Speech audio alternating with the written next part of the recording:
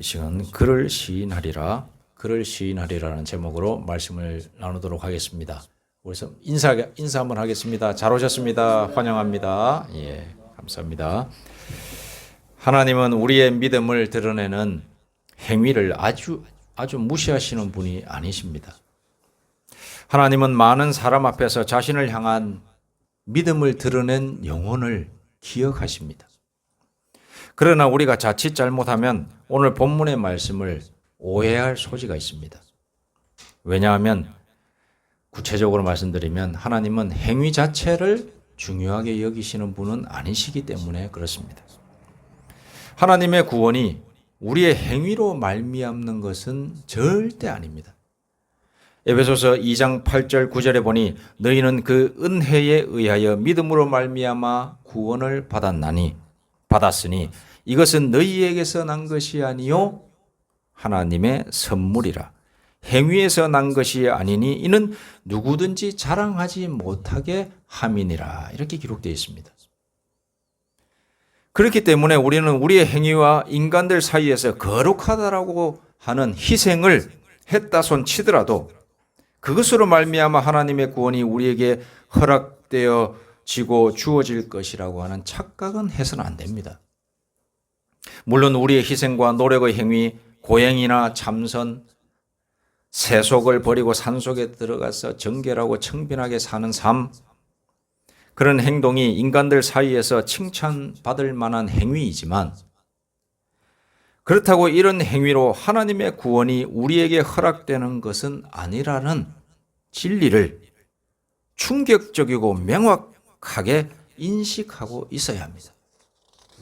절대로 우리의 행위로 우리가 구원받은 것이 아닙니다. 이런 하나님의 구원에 대한 충격적이고 명확한 인식이 있고서야 믿음과 행위를 어떻게 받아들여야 하는지 알게 된다, 이 말씀입니다. 오늘 본문의 말씀을 보면 지금까지 우리가 알던 하나님의 구원론에 대한 이해와 충돌이 되는 내용의 말씀입니다. 신약 성경의 여러 곳에서 믿음만이 하나님의 구원에 있어서 필수 불가결의 요소다라고 아주 많은 곳에 나오고 있습니다. 또한 우리의 행위는 있으면 좋은 것이지 없다고 해서 하나님의 구원에 영향을 미치는 것은 아니라고까지 강조를 합니다. 그래서 언뜻 보기에 우리의 행위가 하나님 앞에서 쓸데없는 태도로 생각되어지지만 하나님 앞에서 우리의 행위가 가치로워지는 행위가 있으니 그것은 바로 어떤 행위냐? 믿음을 드러내는 행위가 바로 하나님 앞에서 가치로운 행위가 되는 것입니다. 다시 정리하면 하나님의 구원은, 하나님의 영생은, 하나님의 건지심은 하나님께서 정하신 믿음의 길을 따라 순수하게 믿음을 고백하는 영혼에게만 주어지는 하나님의 선물입니다. 그리고 이렇게 믿음으로 신앙을 고백한 영혼, 하나님의 구원을 받은 영혼을 가진 믿는 자에게 하나님은 그 믿음의 행위를 바라고 계십니다. 우리 이 착각을 하면 안 됩니다. 하나님의 구원, 하나님의 영생은 하나님께서 전적으로 주시고 하나님의 선물입니다만 그렇게 구원받고 건짐을 받은 사람들이 이 세상을 살아갈 거 아닙니까? 이 세상을 살아갈 때에 하나님께서는 그 살아가고 있는 믿는 자들에게는 믿음의 행위를 요구하신다. 믿음의 행위를 보기를 원하신다라는 점입니다. 그런 측면에서 오늘 말씀이 나오고 있는 겁니다. 예수님께서 제자들에게 하시는 말씀이거든요. 내가 또한 너희에게 말하노니 누구든지 사람 앞에서 나를 시인하면 인자도 하나님의 사자들 앞에서 그를 시인할 것이요 사람 앞에서 나를 부인하는 자는 하나님의 사자들 앞에서 부인을 당하리라. 참 충격적이고 심각한 예수님의 말씀임에 틀림이 없습니다. 제 아들들하고 이제 밥을 같이 먹다가 기도를 안 한 모습이 보이면 한 번씩 기도했냐? 이렇게 물어보거든요. 물어보면 기도했다라고 그래요. 그래서 좋다. 또 물어봅니다. 학교에서 기도하냐? 이렇게 물어봅니다. 그러면 머뭇거리다가 당연히 기도하지 이렇게 이야기합니다. 그러면서 한마디 덧붙여서 애들이 이야기를 합니다. 솔직히 친구들 많은 데서 기도하는 게 좀 그래 이렇게 이야기를 할 때가 있었어요. 지금은 안 그럽니다만은 한동안 한 번씩 물어보면 기도를 안 하는 것 같이 좀 의심이 드는 때도 한 번씩 있었어요. 그런데 그것이 그러면서 제가 이렇게 애들한테 이야기합니다. 너희가 사람들 앞에서 하나님을 믿는다라는 표시가 뭐냐? 기도하고 밥 먹는 거다. 그러면은 하나님이 너 기도하는 친구들 사이에서 기도하면서 밥 먹는 너를 딱 지켜보시면서 생각 속에 딱 기억하고 계신다. 그래서 나중에 너희들에게 하나님께서 복을 주실 것이고 함께 해 주실 거다. 이렇게 이야기를 하거든요. 우리가 많은 믿음 있노라고 하면서 사람들 앞에서 우리의 믿음을 드러내야 되는 상황이 생겼을 때에 머뭇머뭇거릴 때가 있습니다. 주춤하고 약간 이렇게 위축되고 그럴 때가 있습니다. 그럴 때에 과감하게 믿음을 드러내는 사람 하나님께서 다 기억하고 계시리라고 믿습니다. 오늘 말씀이 그 말씀이죠. 저는 이 말씀을 믿고 군대 생활도 하고 사회생활도 했던 기억이 있습니다. 사람 앞에서 나를 부인하는 자는 하나님의 사자들 앞에서 부인을 당하리라. 여러분, 하나님은 믿음의 행위를 드러내는 믿는 자를 기억하십니다. 우리의 믿음의 행위가 하나님의 생명책에 기록되고 있음을 기억하시기 바랍니다. 전도서 12장 13절 14절에 보니 이렇게 되어 있습니다. 이것을 어떻게 할 수 있느냐? 하나님은 모든 우리 인생의 여정들을 기록하고 계신다라고 하신 뜻에서 이렇게 말을 하고 있습니다. 일의 결국을 다 들었으니 하나님을 경외하고 그의 명령들을 지킬지어다. 이것이 모든 사람의 본분이니라. 하나님은 전도서 12장 14절 말씀입니다. 하나님은 모든 행위와 모든 은밀한 일을 선악간에 심판하시리라. 하나님은 모든 행위와 모든 은밀한 일을 선악간에 심판하신다라고 하는 말은 다 알고 계신다는 거죠. 다 기억하고 계신다 이 뜻입니다. 여러분, 죽으면 끝이 아니라 하나님 앞에서 인생의 정산을 해야 된다 이 말씀입니다. 요한계시록 2장 1절에서 3절 에베소 교회에 대해서 하나님께서 말씀합니다. 에베소 교회의 사자에게 편지하라. 오른손에 있는 7뼈를 붙잡고 7 금촛대 사이를 거니시는 이가 이르시되 내가 네 행위와 수고와 내 인내를 알고. 굉장히 중요한 부분입니다. 네 행위와 수고와 내 인내를 알고 또 악한 자들을 용납하지 아니한 것과 자칭 사도라 하되 아닌 자들을 시험하여 그의 거짓된 것을 네가 드러낸 것과 또 네가 참고 내 이름을 위하여 견디고 게으르지 아니한 것을 아노라. 여러분, 놀라운 하나님의 말씀입니다. 하나님은 우리 인생의 행위를 보지 않는다고 하셨는데 성경의 여러 곳에 보면은 이렇게 행위와 수고와 인내를 보겠다. 내가 보고 있다. 보았다. 그리고 너가 이단에 빠지지 않고 중심 바로잡고 나의 말씀 안에서 좌로나 우로나 치우치지 아니하고 믿음의 행위를 한 것을 나는 기억하고 있다. 이렇게까지 이야기하십니다. 좀 앞뒤가 안 맞는 말이죠. 하나님은 원래 행위를 보지 않는다고 했는데 행위를 본다고 합니다. 아까 말씀드렸지만 어떤 행위냐? 믿는 믿음의 행위는 보신다는 거예요. 너의 믿음을 어떻게 이 세상에 드러내는가 나는 기억하겠다. 요한계시록 21장 3절에서 8절 말씀. 내가 들으니 보좌에서 큰 음성이 나서 이르되 보라, 하나님의 장막이 사람들과 함께 있음에 하나님이 그들과 함께 계시리니 그들은 하나님의 백성이 되고 하나님은 친히 그들과 함께 계셔서 모든 눈물을 그 눈에서 닦아주시니 다시는 사망이 없고 애통하는 것이나 곡하는 것이나 아픈 것이 다시 있지 아니하리니 처음 것들이 다 지나갔음이라. 보좌에 앉으신 이가 이르시되 보라, 내가 만물을 새롭게 하노라 하시고 또 이르시되 이 말은 신실하고 참되니 기록하라 하시고 또 내게 말씀하시되 이루었도다. 나는 알파와 오메가요 처음과 마지막이라. 내가 생명수 샘물을 목마른 자에게 값없이 주리니 이기는 자는 이것들을 상속으로 받으리라. 나는 그의 하나님이 되고 그는 내 아들이 되리라. 그러나 두려워하는 자들과 믿지 아니하는 자들과 흉악자들과 살인자들과 음행하는 자들과 점술가들과 우상숭배들과 거짓말하는 모든 자들은 불과 유황으로 타는 못에 던져지리니 이것이 둘째 사망이라. 이기는 자들과 이것을 상속으로 받으리라. 이것들을 상속으로 받으리라. 여기서 이기는 자는 뭐죠? 누구죠? 바로 믿음의 행위를 드러내면서 이 세상을 산 사람들. 그 사람들을 가리키는 겁니다. 우리의 믿음의 행위를 부끄럽게 여기지 마시기 바랍니다. 하나님께서 기억하십니다. 하나님은 우리의 믿음의 행위를 다른 모든 사람들 앞에서 드러내기를 원하고 계십니다.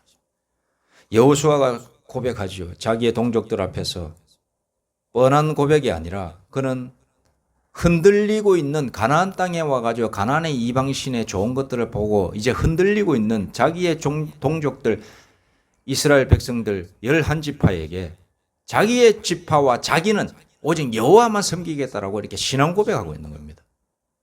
너희들도 여호와 하나님을 섬겼으면 좋겠다. 우리가 많은 사람 앞에서 우리의 신앙을 고백할 때에 하나님께서 반드시 기억하고 계신다는 사실을 여러분 믿으셔야 합니다. 성경에서 하나님께서 쓰신 사람들의 공통점이 있습니다. 많은 사람 앞에서 자신의 믿음을 부끄러워하지 않은 사람들이었습니다. 사도 바울이 로마서 1장 16절에 보니 이렇게 고백하고 있습니다.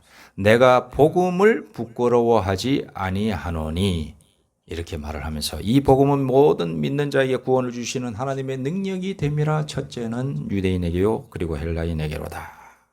이렇게 기록하고 있습니다. 사도 바울은 복음을 부끄러워하지 않는다. 제가 서면에 한 번씩 나가면은 이 말이 굉장히 적합하신 분들이 있습니다. 어떻게 보면 그 방식으로는 조금 잘못됐다고 할 수 있지만 오토바이 같은 데에 이제 자가 발전기 같은 거 있죠. 자가 발전기 같은 거 써가지고 거기에서 예수 천당 불신 지옥 이런 거 딱 붙여가지고 그리고 찬송가도 크게 틀어놓습니다. 그 서면 일대 나가보시면 아시겠지만은 번화가입니다. 횡단보도 같은데 다 그 앞에 자리를 잡고 그 할아버지인지 할아버지의 직분이 뭔지는 모르겠지만 어쨌든 믿음이 굉장하신 분이다. 저는 속으로 그렇게 생각을 합니다. 어찌됐든 방식과 방법은 조금 개선할 필요가 있지만 그럼에도 불구하고 그렇게 할 수 있는 저렇게 할 수 있는 하나님을 드러내는 그 행위가 담대한 그 모습을 보면서 사람 앞에서 나를 부인하는 자는 하나님의 사자들 앞에서 부인을 당하리라. 그리고 앞에 절 사람 앞에서 나를 시인하면 인자도 하나님의 사자들 앞에서 그를 시인할 것이다. 이 말씀이 번뜩번뜩 떠오릅니다. 그런 분들 보면 나도 저 자리에 가야 되나 이런 생각을 한 번씩 하기도 하는데 어쨌든 여러분 하나님께서 우리의 행위, 믿음의 행위를 지켜보고 계시다는 사실을 믿으시기 바랍니다. 아브라함이 객지였던 가나안 땅에 들어가서 제단을 쌓고 하나님께 제사를 드렸습니다. 그랬더니 가나안 땅에서 살던 사람들이 아브라함이 어떤 사람인지 궁금해지기 시작한 겁니다. 그래서 자신들과 다른 신을 섬긴다라고 하는 것을 알게 돼요. 그래서 찾아갑니다. 아브라함, 당신이 믿는 신은 어떤 신인가? 이렇게 말을 했더니 아브라함이 고백합니다.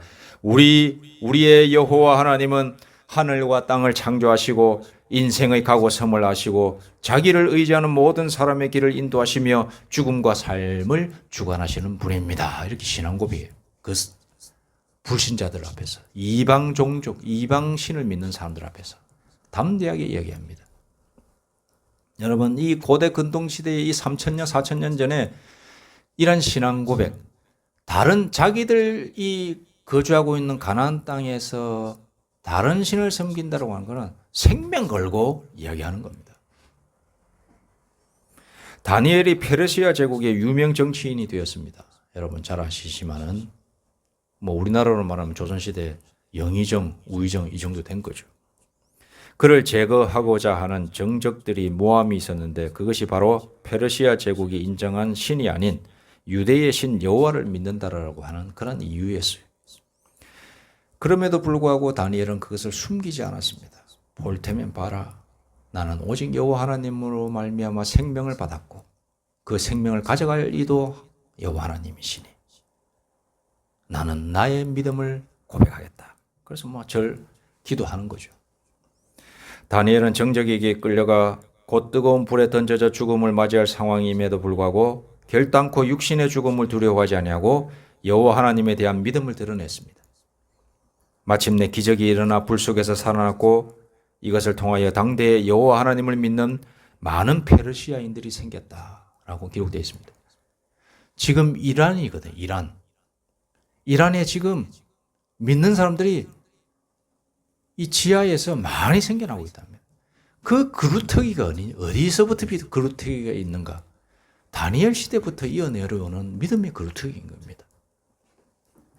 일본 나가사키의 니시자카 언덕 위에 지금은 공원으로 조성된 곳이 있는데 작년에 우리 저희 교회가 속해 있는 시찰회에서 거기에 탐방을 간 적이 있었습니다.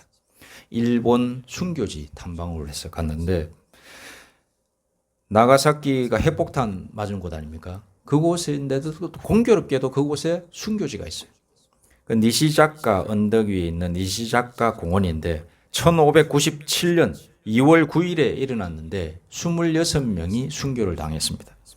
여기에서 제일 나이가 어린 순교자가 10세였습니다. 10세면 아무것도 모른다 이렇게 생각하는데 그 아이가 고백하기를 나도 하나님을 믿고 하나님의 아들 예수 그리스도를 위해서 죽겠습니다.